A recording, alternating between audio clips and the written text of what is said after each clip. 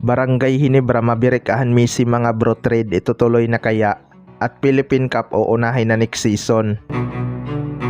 So sanay nga tayo mga bro na last conference ang Philippine Cup every season.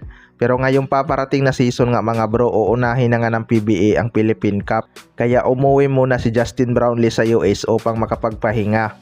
Malaking advantage talaga to para kay Justin Brownlee mga bro na magpahinga at magpakondisyon dahil may mga nakaabang panganglaban ang Gilas Pilipinas na sisimulan sa Nobyembre.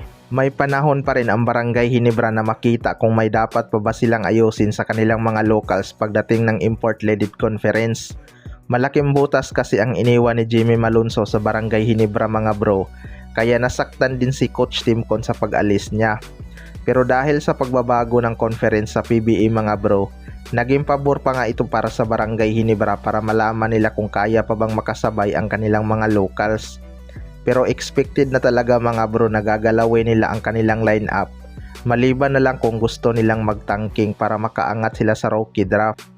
Kung maaalala nyo ang ginawa ng Converge Fiber Xers mga bro, nagsakripisyo nga sila ng isang season para makuha bilang first overall pick ang kanilang rookie na si Justin Baltasar. Sariling sikap nga ang ginawa ng Converge dahil wala silang farm team na masasabi sa ating liga. Sayang lang dahil nabitawan nila si Jordan Hiding. Sa kabilang banda naman mga bro, Barangay Hinebra Maverick Ahan Messi trade itutuloy na kaya. Ito ngang si Maverick Ahan Messi ay naging mainit sa mga trade rumors noong nalaglag ang Barangay Hinebra sa Philippine Cup mga bro. Marami nga nakapansin na minsan na lang gamitin itong si Maverick Ahan Messi dahil sa loaded na guard ng Barangay Hinebra.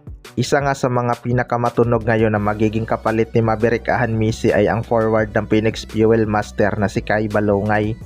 Pinalampas nga ito ng Barangay Hinebra sa rookie draft para makuha si RJ Abarrientos. Pero ino-offer naman ito ng Phoenix Fuel Master kapalit ni RJ Abarrientos via trade mga bro. Pero malabo ang bitawan ng Barangay Hinebra si RJ Abarrientos kahit kailangan nila ng big man.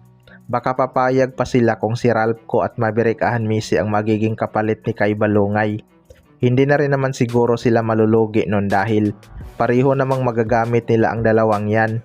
Playing time lang ang kulang nila sa Barangay Hinebra dahil napaka-loaded ng kanilang position. Itong si Ralpco kailangan lang dito ng consistent na malaking minuto para tumaas ang kumpiyansa. May mga bad decision lang kasi siya minsan na nagre-resultan ng turnover. Pero kung tataas ang kumpiyansa nitong tumira beyond the arc, di malabong ma-improve niya pa ang kanyang shooting. Ganon din itong si Maverick Ahan Messi mga bro. Scoring machine nga ito noon pero limited lang kasi ang kanyang attempts sa Barangay Hinebra kaya nawala ng kumpiyansa. Kayo mga bro, ano masasabi nyo tungkol dito?